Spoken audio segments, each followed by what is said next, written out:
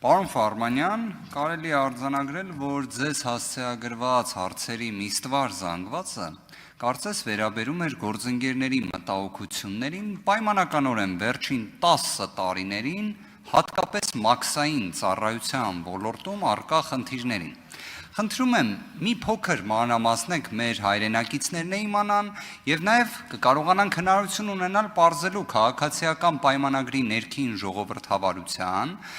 հարցերի ֆիլտրացիայի եւ հատկապես մաքսային ոլորտում առկա համակարգային խնդիրների, որոնք դուք էլ ընդունեցիք, մենք էլ ենք ընդունում բնականաբար,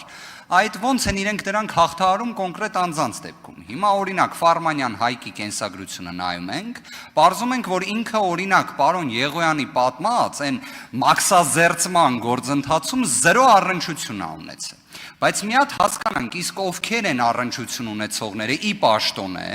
օրինակ մի հատ հասկանանք մաքսային հսկողության, վարչության պետ օրինակ։ Պարոն Ֆարմանյան, խնդրելու եմ մի քիչ մանրամասնեք, որովհետև մենք պետք է պարզենք քաղաքացիական պայմանագիրը կարող է երկակի ստանդարտներով է մոտենում, թե չէ, որովհետև եթե օրինակ պարզենք, որ երկակի ստանդարտներով է եւ քաղաքացիական պայմանագիր, կուսակցության նախընտրական ցուցակում, իդեպ ավելի հետաքրքիր հանգամանք եմ ուզում բացահայտել, այնպես ստացվում Զսպեք ձեզ, պարոն Վարդևանյան։ Այնպես ստացվում, որ պարոն Կոնջորյանի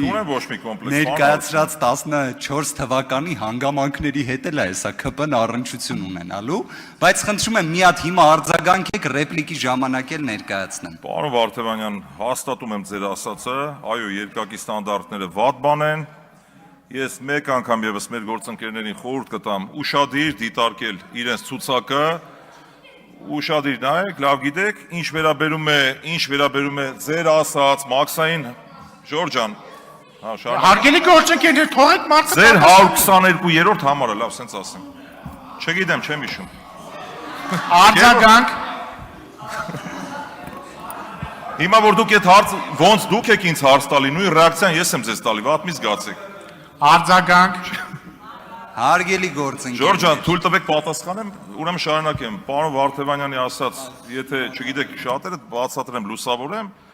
պարոն Վարդևանյանը հարց տվեց մաքսային հսկողության վարչության հետ կապված։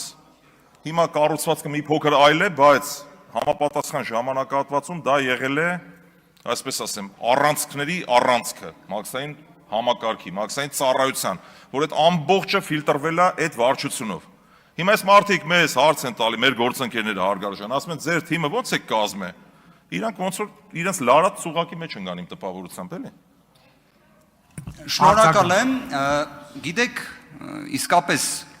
3 գործընկերներ քաղաքացիական պայմանագիր խմբակցությունից հարցեր ունեն, շատ կարևոր կլիներ, որ մաքսային վերահսկողության բարձրաստիճան պաշտոնյային վերջին 10 տարիների հետ նախքան 2018 թվականը առնչություն ունեցած իր հանգամանքները, որոնք պարզել են քաղաքացիական պայմանագիր խմբակցության գործընկերները, բացահայտեին։ Իդեպ վերջինս նաև հենց Տավուշի մարզից է,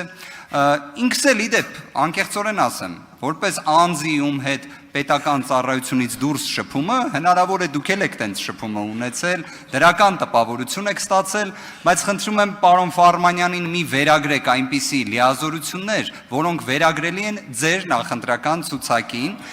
Իդեպ Գևորգ Սաղոյանի մասին է խոսքը, ձեր նախընտրական ցուցակի, դրա մասին նաև հրապարակում էր եղել։ Իդեպ, եթե թույլ տաք արձագանքը, քանի որ մի փոքր ուշացավ, 7 վայրկյան լրացուցիչ հանգամանք նշեմ։ Պարոն Ֆարմանյան, խնդրում եմ ուժեղ Հայաստան խմբակցության քաղաքական դիրքորոշումը ընդգծել, որը ներկայացրեց պարոն Հարությունյանը, ապօրինի ծագում ունեցող գույքի բռնագանձման վերաբերյալ, թող գործընկերները եւ մեր հայրենակիցները այս հանգամանքի վերաբերյալ ոչ թե անձնական կարծիք ընդգծեն, այլ խմբակցության կոնկրետ դիրքորոշումը, որը պարոն Հարությունյանը ներկայացրել էր։ Մեր խմբակցության դիրքորոշումն է շատ ճիշտ նկատեցիք, ես անձնական կարծիք եմ հայտնել, իդեպ հարց հնչեց, որ 20 թվականին եմ այդ կարծիքը հնչեցրել, այն ժամանակ դեռ ուժեղ Հայաստան կուսակցություն չկար,